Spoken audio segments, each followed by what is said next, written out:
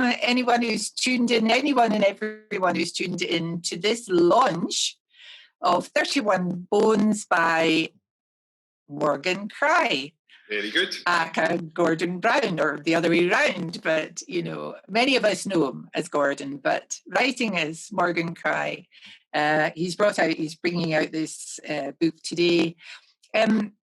I got a chance to read this book a while back, and I completely loved it. So fortunately, because I loved it so much, I got to say a few words about it on the cover. A fabulous cover. And just what I'll do is I'll just read out these wonderful 3 little quotes that people gave to the book after having read it. And we obviously all felt the same way about it. Denise's, her quote's on the front. I'm going to argue, why is my quote not on the front? Why is it? No, you can answer later. Right, anyway, it was fabulous. An immersive thrill ride through a wild expat Costa del Crime community. What a cracking thing to see. And I think this is possibly, though, my favourite. Ian Rankin, sweaty, seedy fun. Yep. Now, I think that summed it up beautifully. And you'll get to learn why that was said as we talk together. But before we do, I'm just going to read you just a little part of the blurb at the back. Nothing to give anything away, because we're going to hear it firsthand from the writer himself. But when Daniela Coulston's estranged mother, Effie, dies in Spain under suspicious circumstances, she feels it's her duty to fly out for the funeral. I thought, as soon as I read that at first, I thought this is going to be a big mistake on her part. On arrival, Daniela is confronted by a dangerous group of expat misfits who claim that Effie stole huge sums of cash from them in a multi-million property scam. They want the money back, and Daniela is on the hook for it. Did you write that blurb? Because it's cracking. Did somebody write it for you? I'd love to say I wrote the whole thing. I kind of sketched it out, and then someone did what happens to all authors. They took it and they made it better. Yeah, a good editor will always do that. I agree. Yep. I also think it's a wonderful, I mean, I didn't know when I read it, of course, what the cover was going to look like. And, you know, it's the world that you go into there. What might have been the cover? I just thought the cover was fantastic when the cover came up on when we saw it online. It's really engaging, and it just fits the whole story. Right. I was just going to say, Lynn, I like the cover because when we originally went into it, there was about 100 different ways you could go with the title, because the title was 31 Bones at one point. But when we saw the swimming pool, it was that trick of how do you make it crime? How do you make it summer? How do you make it Spain? And how, all together in one cover in the swimming pool. Exactly. And it's got a wonderful sort of sheen and shimmer about it, like what's going on under there sort of feel. Yeah, I love that. So I suppose I'm going to ask a few questions. We've got half an hour for us to chat to one another, and then we're going to invite in other people to do that. We've got some questions from other reprobates that you'll meet along the way. So I thought we would start off, Gordon, by a brief overview of the story. I mean, I've just given that one little bit, but do you want to give us sort of the bigger picture? I'll kind of take you back a step just to let you know where the story came from. I'd actually thought of an idea to do with my father. My father was in the police for 25 years, back in the 60s and 70s. And he was a police constable, and he was in Glasgow. And I'd had an idea about doing a novel which was based around a policeman that never rose any further than constable, spent 25 years as a constable, retires, and then gets involved in things that he wouldn't have when he was a policeman. In other words, a bit of a detective thing.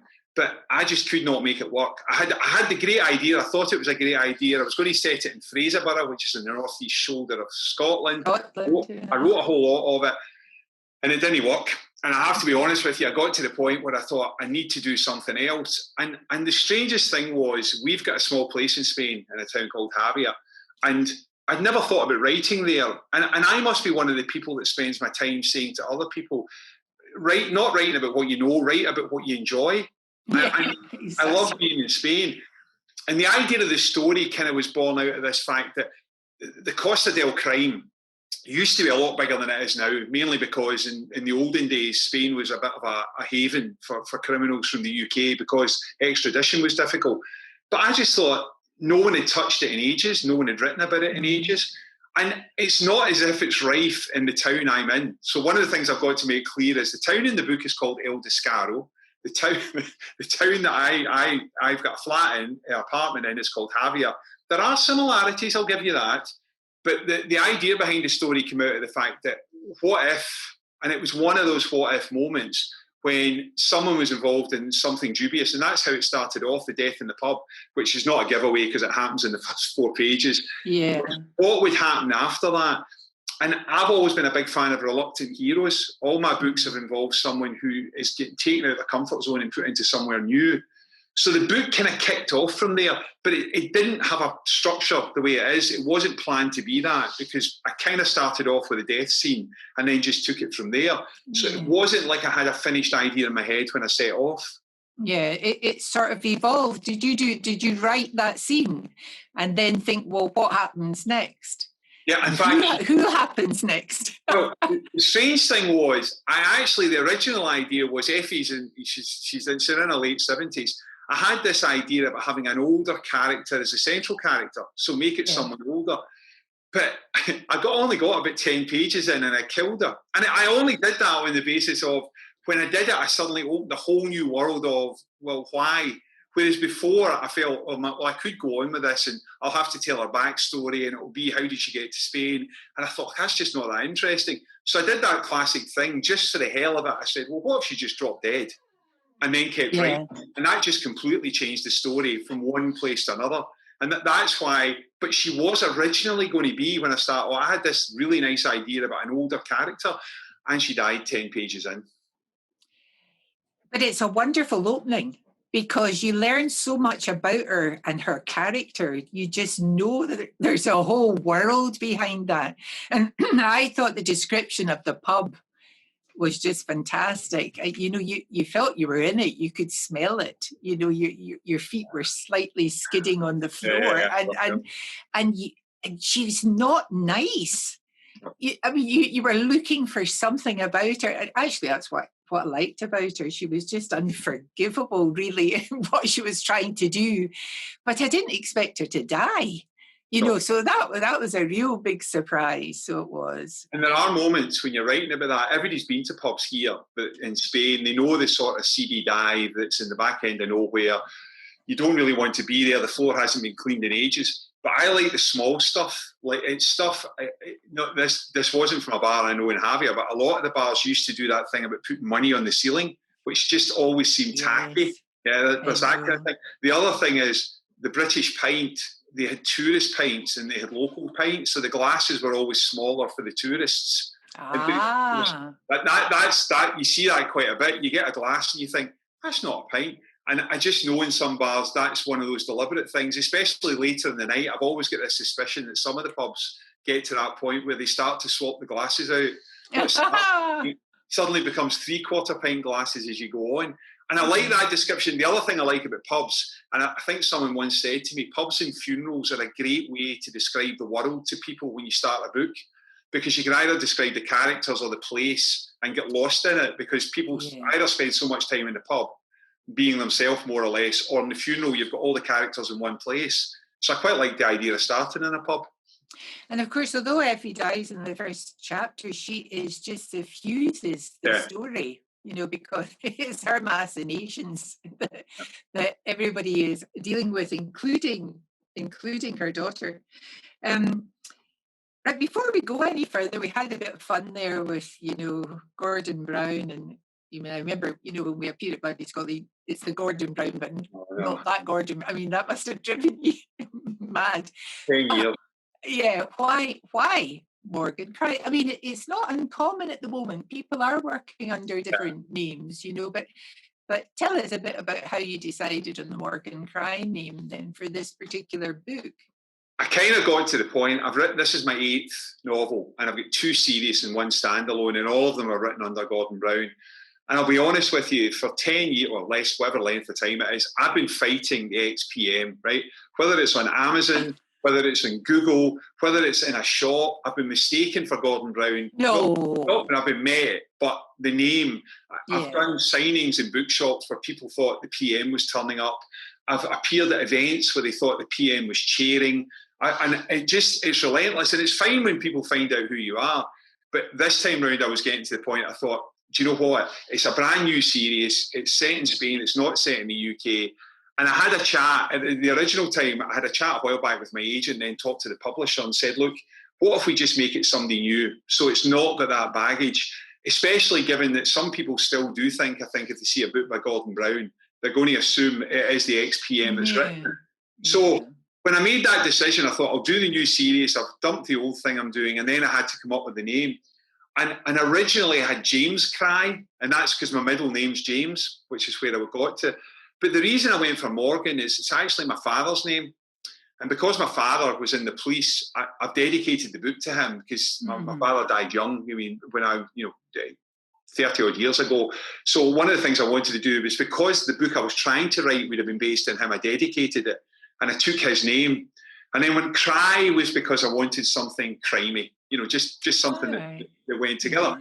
The strange thing is, my youngest brother is called Morgan. So my father was Morgan. His mother's maiden name was Morgan. One of my brothers has got a middle name Morgan. There's a lot of it in the family. And my youngest brother's Morgan. I had to phone him up. So I had to phone Morg, my young brother, up. And have you seen, the Elton John biopic, Rocket Man? The film. There's a moment in it where Elton John tells his other bandmate that he's going to take his name. He changes from Reg to White and he says to the band member, I'm going to call myself Elton John, to which the band member goes, that's my name. So I had to phone my brother up and say to my brother, Morg, is it a problem if I use your name? He laughed. He said yes, but he laughed.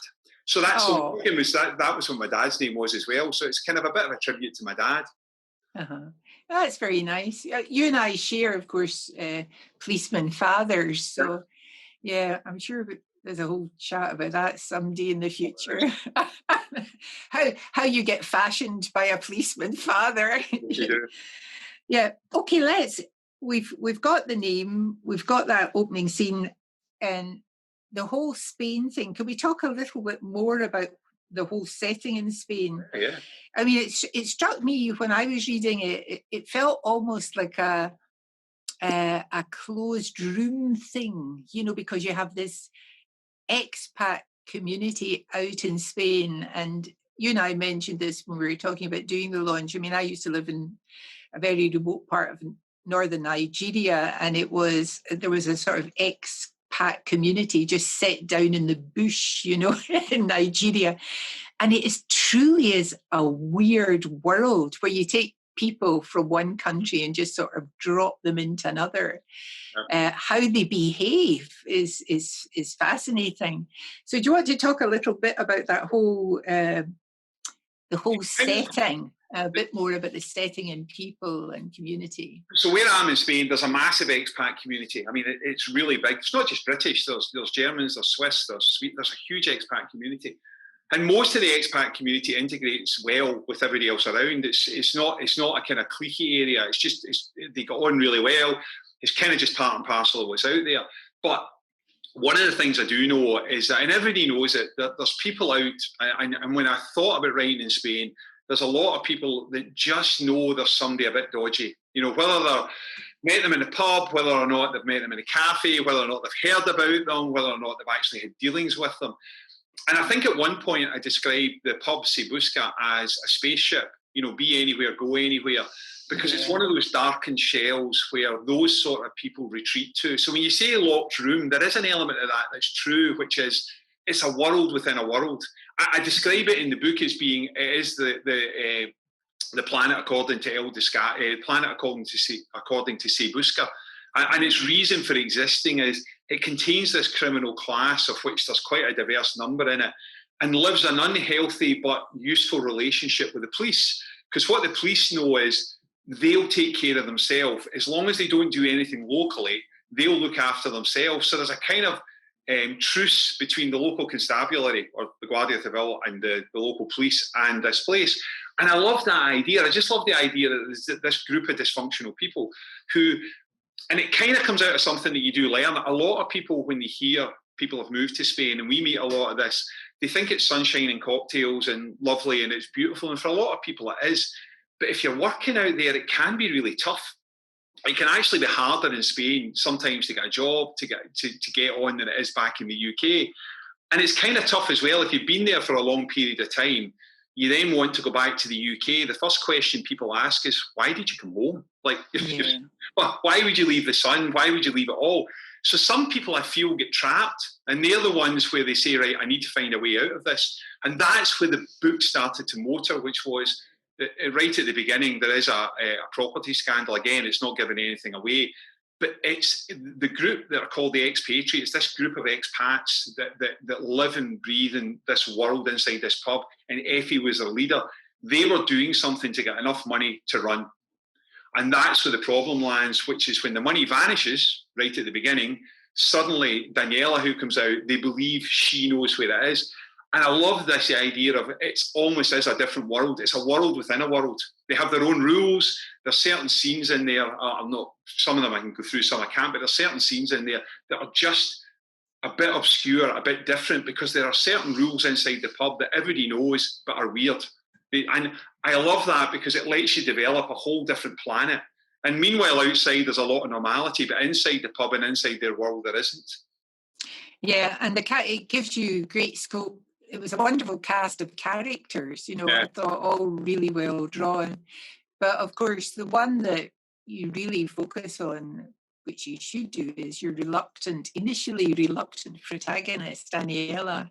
Yep. Do you want to tell us a wee bit about how she came about? Well, she actually started as a man, right? So the strangest thing is when I started writing the book, the first scene doesn't actually have her in it. And so I started writing it and I thought, usually when I write a book, when I've written every other book, I start at the beginning, finish at the end. Planning's not a big part of it. I change it as I go along. And when I got to the part where I thought, right, okay, if she's now dead, I need to bring out, because I wanted to say that how does this story unfold? Initially, it was going to be a guy called Daniel. And I got about, I don't know, a chapter in, and it didn't work. And the reason it didn't work is that there's a kind of, it's not all men, because the group, the expatriates, there's a mix of men and women, but there is quite a testosterone, male-driven thing about the world that they live in and the world that they occupy. And when you take a man and put a man in that world, it just ends up being kind of a fight all the time or an argument. It's not very interesting. So as an experiment, I flipped it. That was all it was. I thought, I'll see what happens if I change it. And it just almost wrote itself, because suddenly it was a whole different dynamic in the book, coming from a female perspective. Especially, she's relatively young. She's in her mid-30s in an area where a lot of them have been out there 20, 30 years and they're in their 50s and 60s. And for me, it just was, there was more threat about it in some ways. There was more going on, and also it became more interesting to me to write, and that's what happened, was it just started to write itself. Yeah, and I think, well, I mean, I obviously didn't know that you set off initially as a man, but I felt that her as a character, was really interesting. First of all, because of the strange relationship, and you had already met, as the reader, you'd met her mother. Yes. And she is not her mother, and but she's reluctant to get involved in all of this. So there's a wonderful scope, a wonderful development of her character, as she moves from somebody that's not very sure where she wants to be or what she wants to do. But it's when they tell you about writing character, you throw bad things at them and they just get. And through dealing with them, then they learn and you learn. And I thought that worked very well. I just couldn't have imagined, you're right, it would have been a totally different book. And I think the other thing is, you're dead right, throwing stuff at the main character develops them. But the other thing is, there's a bit of a tension in Daniela's life, which is she does not want to become her mother. But, yeah, well, I don't blame her. elements, everything in the book is saying to survive, she kind of starts to have to. Yeah, I know. And that's where she struggles through it. She struggles in the book with that whole concept. It's not the bit about being in Spain. It's not everything. It's the fact that she can feel herself doing something that she just does not want to do.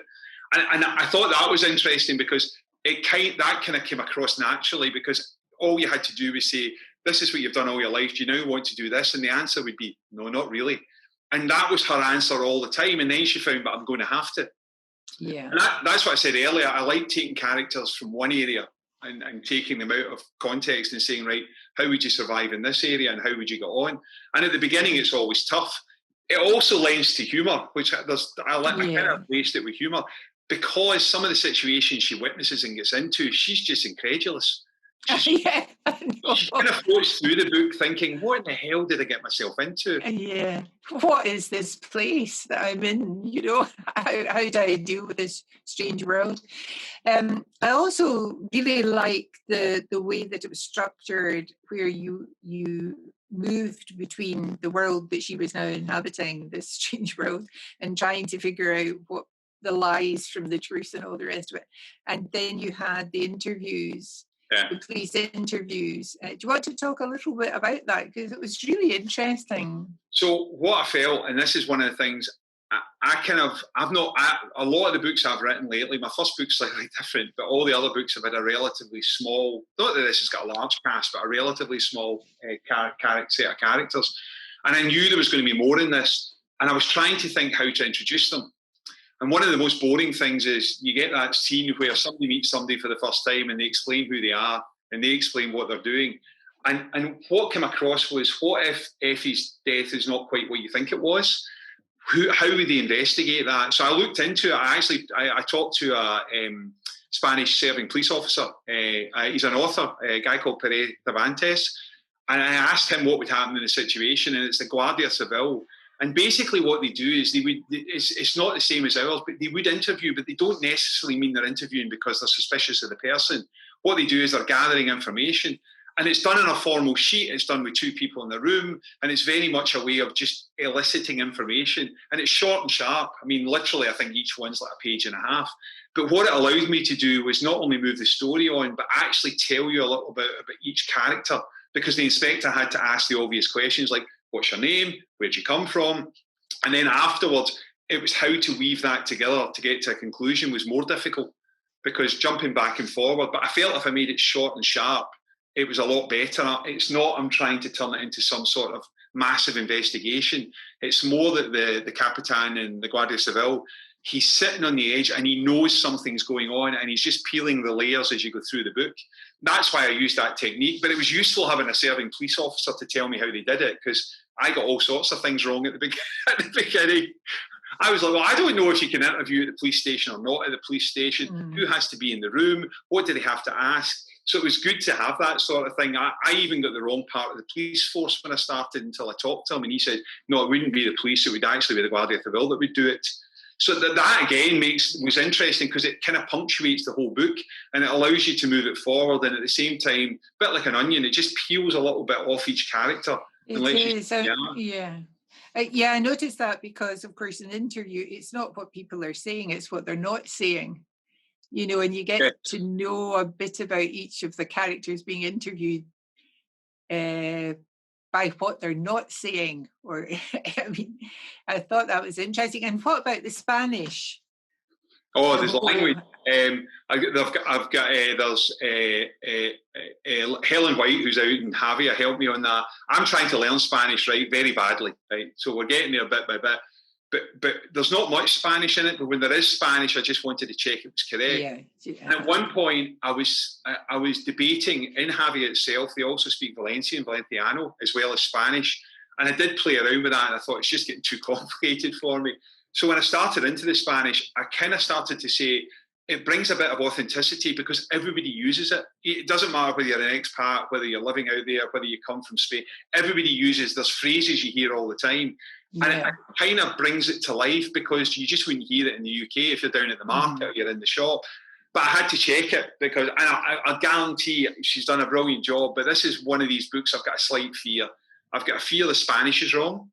I've got a fear that I've got the process wrong for investigating it somewhere down the line, or somebody out in Harvey is going to look at one of the characters and go, "You think that's me?" I know who that is. I know where that pub is. I know exactly who those people are. And when I'll be person non gratis when I go back out. But people do that anyway with your books. Not your books, but books in general. They look for themselves in the book. They hope to turn up. So that actually might be a compliment. Well, I had the strangest one. I did a prequel for this. So Berlin asked me, could I do a prequel for Daniela? Daniela is an insurance claims assistant who works in the UK. Right. She's no intention of coming out to Spain. And she's one of those people that receives the calls when someone's making a claim. And I had this idea about, it's called the elephant in the room. It's a really daft idea about a guy who phones up to make a claim because there's an elephant in his room, yeah?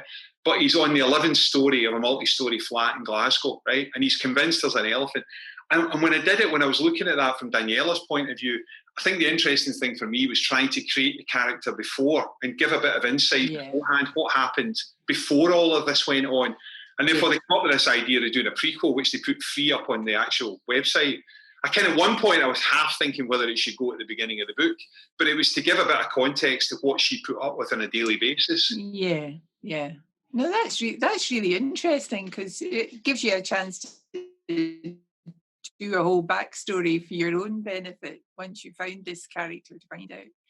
Right, I think, shall we move over? We've got some questions, hopefully on the go.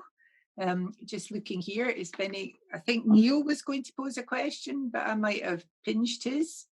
It's okay. I just saw Neil said he's come up with another question for me. He'll just make it. Oh, that's fine. So I'm just waiting. Will I see it? I'm assuming it's going to appear on the side. Well, Neil will appear at some point down the line. Ah, here he comes. Mr. Hello. Evening, folks. How are you? Not bad, yourselves? Yes, very good. Good. Happy publication day. Thank you very much. So, my question. This one, as you've said, is written by Morgan Cry, or Gordon Brown writing as Morgan Cry. Yep. Was it difficult to differentiate in your writing and get a different voice for Morgan than it was writing as Gordon? It's interesting. I was asked that a couple of weeks ago, and I hadn't thought about it in terms of what was it like when I was writing. And do you know what I realised when I look back on it? It's actually made it slightly freer. And the reason for that, it sounds really odd, but the name just gave me a freedom to say, just go for this. Yeah, just like, this is a bit of a crime caper. That's how it's been described. It's kind of got that heist feel to it. It's that cost, and it's not something I'd done before. So it was interesting because I was thinking, well, if it really, really, really goes badly, it won't be my name that's on it. People say, I didn't write that. That wasn't anything to do with me. But at the same time, it was interesting because I did kind of change my voice a bit, and I think my voice has changed over the last few years. I haven't written this type of book since the first one. The first one's got elements of this, but I've been writing thrillers for the last, 5 years, American thrillers, and they don't lend themselves to this type of dialogue. So therefore, the type of dialogue they have in this book is more either brutal or friendly. You know, the sort of banter you get in the pub, or the banter you get between people who've known each other for a long, long period of time, and the banter you get between people who are outsiders coming in. That's what this has got in it. And to do that, I suddenly thought, actually, I just felt a lot free. I could have fun with it. Yeah. A lot of times I was writing and then saying, that really works. And sometimes I had to cut it back. I mean, there was some editing stuff which was like, you know, the big red mark, which is, seriously? You really want to do that there? But not as much as I thought. I actually wondered whether when I put it in for editing, because when Polygon took it, Alison Ray, who did the original edit on it, when she looked at it, I think I expected more because I knew I'd pushed it, but I didn't, which was good from my point of view. So it wasn't, and that's gone on. I've actually been working on the second book, and it's just a lot freer. It just allows you freedom. And I know it sounds daft because it's a name, but somehow the Morgan Cry books just feel a bit freer than the old books. Yeah. Yeah, good on you. Well, you've written a stonking book, so congratulations and good luck with it. No problem. Thanks very much. No problem. Next question. Rivers are still around. Next question. I think we've got one from Mark. Mr. Leggett. Hello, Here hello. he comes. Hello. My question. This feels like the Eurovision Song Contest, right? No singing, no singing. And I'm on stage just going, right, and now the vote's from Dundee. Dundee now.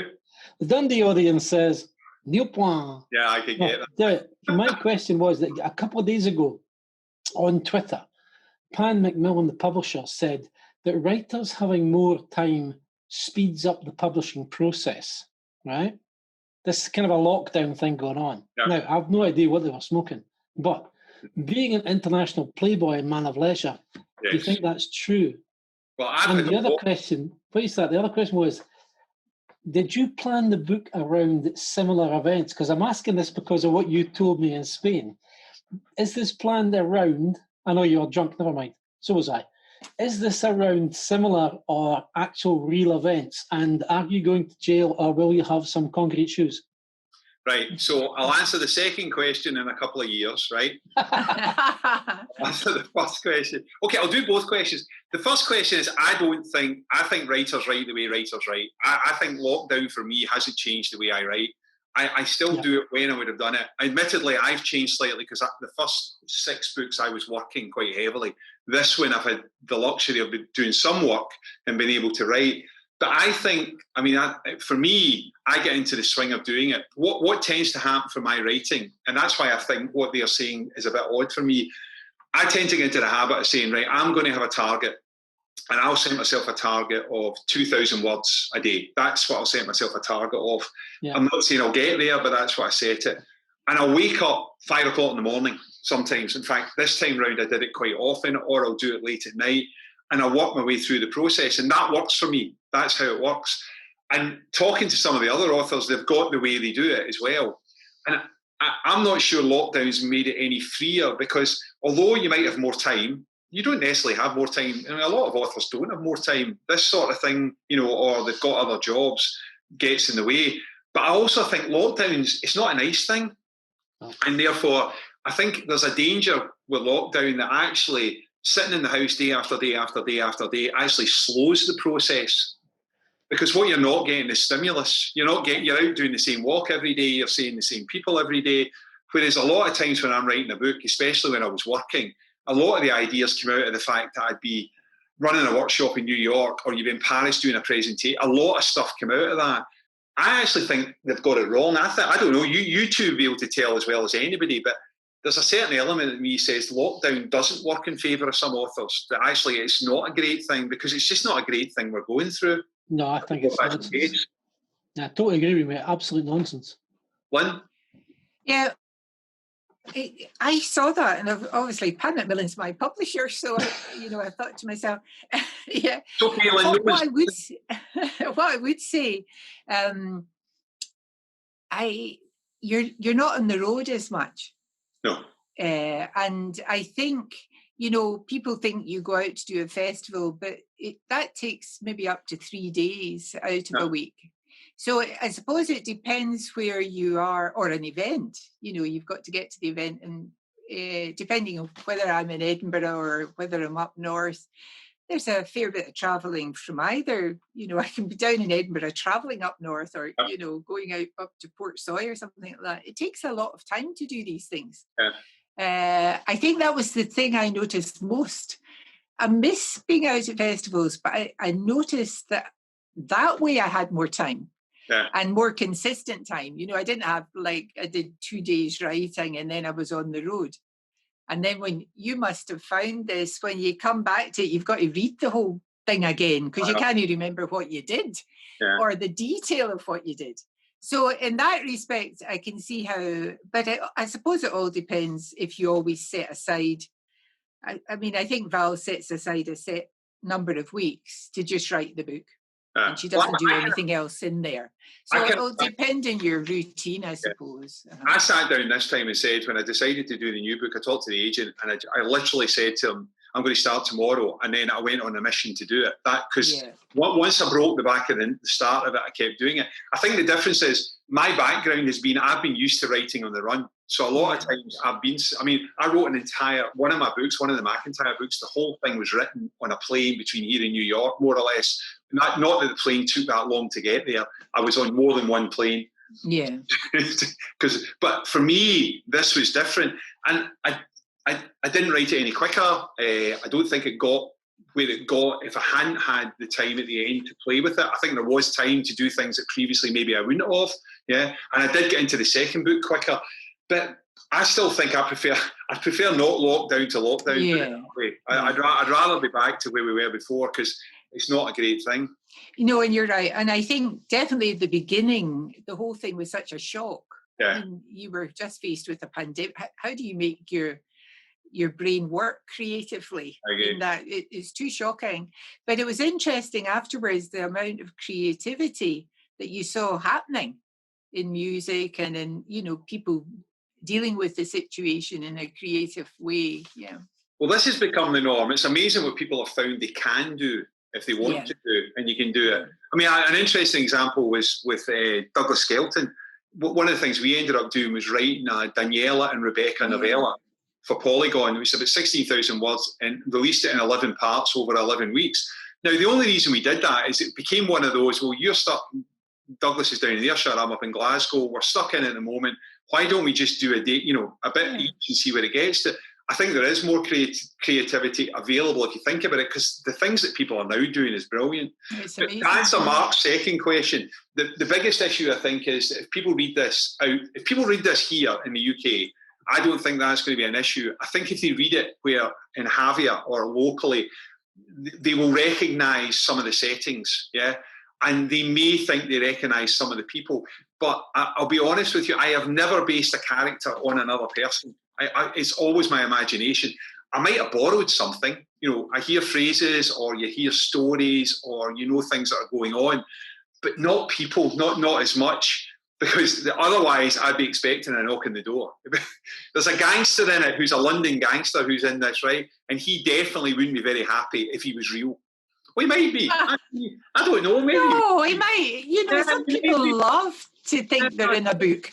Yeah, no, maybe it is real then, Mark. I'll go with that. I'll tell you that. Actually, if I can find a really good gangster that lives in roughly the same area, maybe I'll see if he wants to sponsor the next book. Excellent, mate. Nice one. Good. No problem. So I think we've got a question coming up from Douglas now. We have a nice, easy one, Douglas. Douglas Skelton, of course. I should have introduced you both, all of you, that way. I just know you all, so I don't think about the other names. It's actually Spanky the monkey that's going to ask us a question now. Hello? Oh, is it? All right. Sorry about the lockdown here. I can do it. So, anyway, Morgan. Hey, there you are. Gorgon could call you that. Just as well you're not descended from Emile Zola, because that could be cheesy. But listen, what I want to know is, and you've already mentioned this earlier, is the structure of the book. Yep. And you talked about the transcripts of the police interviews. Did you always know you were going to do that, or was that something that you added in later? No, it was. I got to a certain point in the book, and I needed to explain who the people were, and I realised I was going to get really clunky. And I knew I was going to get into that. They all come into the pub one time, one after the other, and explain who they are, or they all meet in the pub. Not that they're in the pub, they could have met elsewhere. It's not as if it all takes place in the pub. And when I realised that, I also realised that there was a backstory had appeared, which is to do with Effie. And therefore, the police just wouldn't have buggered off. Like, it's not as if the world would have gone on around the pub with everything that was going on, especially given the scam, that they would be involved. And then I thought, well, how are they involved? So I then realised, well, actually, they haven't got anything solid. So what it would be is someone just literally thinking there's something there and saying, right, I'm going to interview the main people here. I'm going to talk to them. And the two of those got together in a way that just meant I then had a page. And it's written, the way it's written is it's the inspector, then the person, the inspector, then the person. It's as if it's a transcript of an interview. It even says at the top, transcribed from Spanish into, and I think there's a couple of them where they don't even speak Spanish, so therefore there's an interpreter, so there's a lawyer involved. I used that mechanic to move the story forward, but also to explain the backstory to some of the people.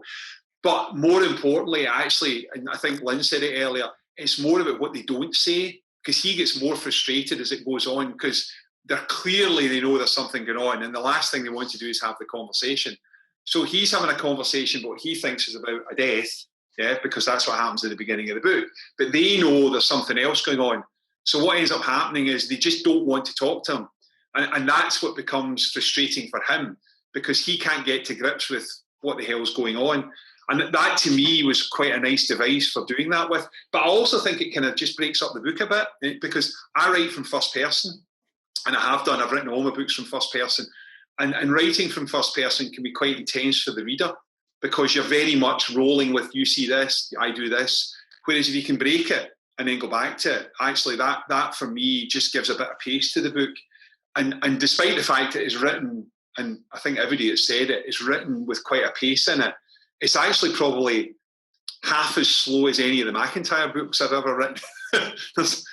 It was actually, I had to pull back a bit, because I was told, the way I talk at 100 miles an hour, it can translate into writing. And that's what that did, was give me the pause button. I know, terrible, isn't it? Well, thank you. Are you okay with that, Douglas? Yeah, well, I thought you'd have answered it by just saying, well, it's complicated. Yeah, that's always a good thing to say. Yeah. It is. You have to read the book to find out why that works. Okay, our first question from Beyond and About is from Carol Ramsey. And she'd like to ask Gordon if he did his research into Spanish pubs personally, and how is your liver? Yes, I did. Carol, hi Carol. Yes, I did research into. I have researched many Spanish pubs over the years. Yes, we have more or less covered every pub in Havia. Not quite. If we did that, I've been in a few of them with you. Yes. We did the bloody Scotland thing, yeah. Yeah, we did bloody Scotland out in Spain with Havia Negra, which is a local festival, for a couple of years. And Lynn came out with John and a few of the other authors to do one of the events. I have, and the interesting thing is, there's kind of like 3 different types of bars, and it depends where you go. There's the locals bar, which is more or less what it says. It's the locals, it's the Spanish. You don't get many tourists, you don't get many expats. There's the tourist bars, which are the ones where you get that kind of like, that's where a lot of them would go, seafront and the rest of it. And by tourists, that also includes Spaniards, because a lot of people where we got the flat come down from Madrid, come down from other parts of Spain. And then you've got the kind of, there's the expat bars, some of them are and some of them aren't. And moving between them kind of gave me a sense that the expat bars are more where this is, but it's an extreme version of it. There isn't one out there. There should be.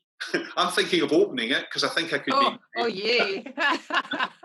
However, it is a breeze block shell in a space, so it's kind of one of. But the research as to the liver, yes, cerveza is addictive stuff, and when you're doing your research, you have to drink it. It's the only way to find out if you're actually if you're living and trying to learn the culture. It's the only way to do it. Well, our second audience question is from Emma Kennedy. She says, this sounds so interesting. Congratulations, Morgan Gordon, on your new book. Did you write any of this while in Spain? Yes, I did. So one of the interesting things is the apartment we've got has got a balcony that kind of looks over. We actually got a view of the sea in the distance, which is a great place, a wonderful place to write. But I actually wrote the book, quite interestingly, not just there, because I started writing there. And I'm a big one for sticking my Mac in my backpack, and then I'll take it. Say I've got a bike out there, I'll cycle to a cafe and I'll write 200 or 300 words at the cafe.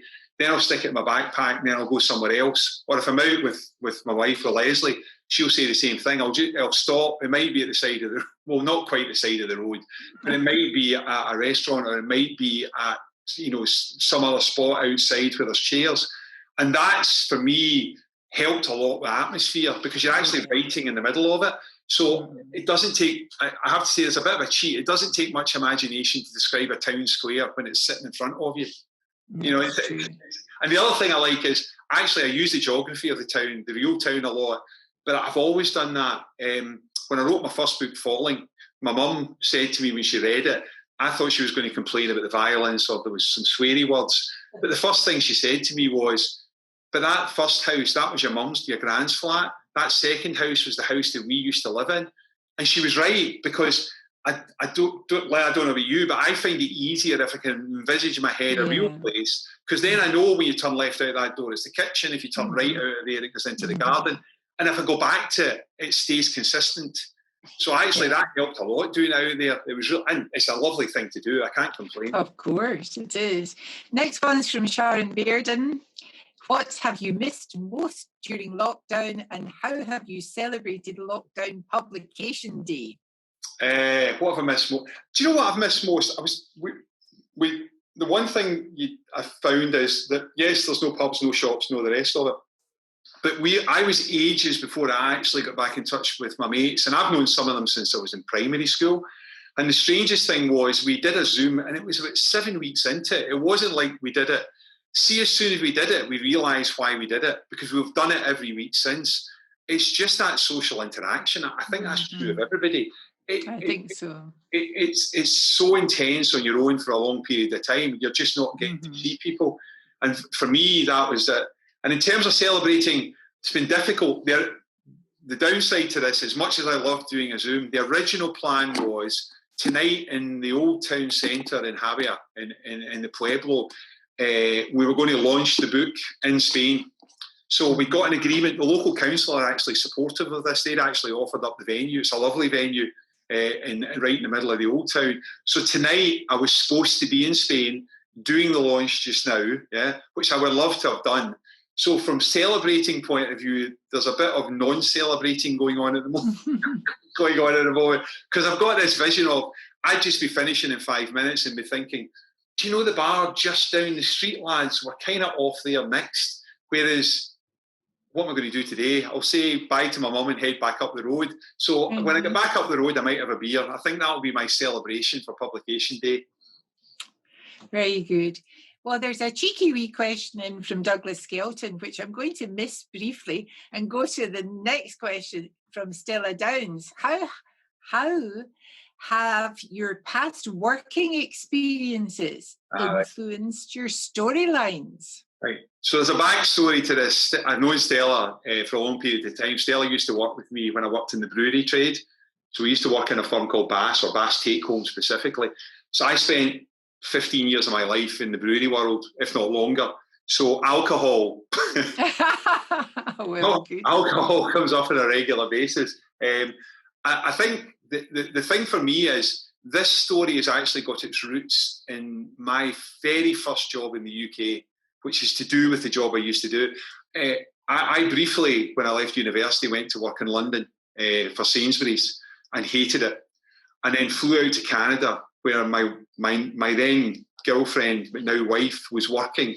And I didn't have any money, and I went out to Canada to be with Leslie, came back from there, and when I came back to the UK, I got a job in the export division of what was then called Bass, the brewery. Now, the interesting reason that's interesting is that once I was in there, about 6 months to 9 months, you started to get sent around the world. So one of the first jobs I got was I was sent to Portugal and Spain for 2 weeks to help sell in Bass Ale to the bars on the Algarve and through to the Costa del Sol. So actually, I went to all the expat bars on the Algarve and all the expat bars on the seafront, right along a lot of Spain, helping sell in Bass, which is kind of in this book, is those people are still there 30 years on. There's no doubt your life, lives do create stories for you and worlds for you. The question from Douglas was, how much did you learn from Douglas Skelton when writing the novella? Nothing. Right, that's that answered. We move on now. But there's another one further down that you can add them. You can do them together. I thought it was really interesting because when we did it, the way we did it is I gave it to Douglas. Douglas read what I wrote. He wrote his bit, gave it back to me, and we did it that way. And I didn't know how that would work. I'll be honest with you, I've not written that way before in trying to do it. No. I've tried it, and actually, it was surprisingly easy. I thought it was a lot easier than it was going to be because I don't think either of us were very challenging. I mean that in a good way. What we didn't do was go in and try and tear apart what the other person had. And that's a lesson in getting some good stuff out the door. It's not just your ideas that count. It was actually a good process for us. So Good. from our point of view, I liked that. I enjoyed it. Still didn't learn anything. No, well, Noel Hortons come in with a good question. What's next for Morgan Cry? Thank you, Noel. I was going to ask that, but it's much better if it comes from the floor, as it were. The ending of 31 Bones leaves me hoping for more. And there's going to be more. Actually, Polygon have already taken the second book. So Polygon have taken the second book, which provisional title, and the reason I can tell this, because they've already been out there, it's going to be, at the moment, it's going to be called 6 Wounds. It's I'm starting on a number thing, I think. I see that, yeah. Specifically because part of the action, there is an issue in there. And I think, for me, there's a book even beyond that, because I was talking earlier about that journey of not becoming your mother, yeah? In terms of not becoming what it is. Daniela is going to struggle with that the whole way. She just is going to, and that then gives you, if you've got a bunch of dysfunctional people who are not very happy where they are, someone who doesn't want to be there but is learning to live with it, for me, it gives me a cast of characters that I can mould, and it's got an underbelly of crime. So it's kind of ready, set for what comes next. And it's just a match. So actually, the first draft is in with Polygon, so that, and at the moment, but as to when it comes out, depends on this one, depends on a lot of things. But there's Morgan Cry will appear with a second novel. Excellent. And we've come to the last question now. Michael Mackenzie asks, given that the pandemic that shall not be named has had and will continue to have major impact on so many of the key elements in this novel, i.e. social gatherings and international travel, do you see yourself reflecting this new reality in the next instalment in the series? We've been asked that before. I think if you'd asked me that question a month and a half ago or 2 months ago, we'd have been saying things are not going to normalise for a long, long time. And they're not going to normalise. But the fact that they're already flying back to Spain, the fact that the pubs have already opened in Spain, the fact that the pubs are going to open here, if COVID, if you get it under control, people will want to live as normal a life as possible. I think I might refer to it. I think it'd be difficult. But I kind of put it akin, it's worse, but I kind of put it akin to the financial crash in 2008. When the world collapsed, we didn't see a bunch of books in 2009 and 10 where the world was financially destitute. That just didn't happen. But people used it as a vehicle. You know, there was reasons why people might have gone, like I know I did, there was like characters who'd lost their job because of it. Yeah? And I think with COVID, that'll be part of it. I think there will be pandemic books come out. I don't know how much interest there'll be in reading them. And I think some people will find a clever way of using it because it has got some elements to it. But the other side of the equation is why when I was doing this book, I kind of think people want a bit of escapism at the moment. I think that's what they're looking for. They turn to books en masse. Yeah, Witness was the week before last when England opened up, they did a record week of book sales, even despite social distancing. So for me, I've been summing up this book and the next book is criminal fun in the sun. That's good. That's good. Which is kind of where I think. So I don't think I'll do it in this. Whether I use it elsewhere is a different thing, but I don't think I'm going to go down that route. Thanks, Michael. Well, I think that's us drawing to a close now. That was, I really enjoyed that. Well, I'm going to be very much looking forward to the next book. But of course, we're here to sell you this one. Go out and buy this book because it's cracking. And it is escapism, but you can see some of these characters you've met on beaches in Spain in this book. Yeah. Well, I think I can thank everybody for tuning in. If I can ask a question, yes, go buy the book. Yes, you can buy it online. But if you can also support the bookshops that are reopening, because they're essential to this and they will struggle on this because they're going to have to try and work a way of how do you work within this. And the independent bookshops and the national chains, they're the lifeblood of a lot of what goes on for authors. Yeah. So if you get a chance, support it there. That doesn't mean don't do it online, but just I'd like to think that there's support now they're opening their doors again. Yeah, and I'm sure that will be the case.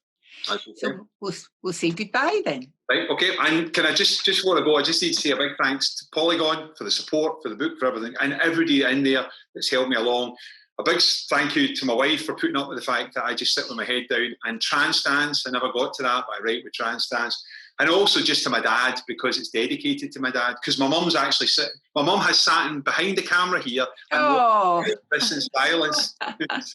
So she's had to watch all of this and say nothing at all. Oh, but well done, Mum. Thanks very much. Thanks very much to everybody for listening and tuning in. Thank you, Gordon.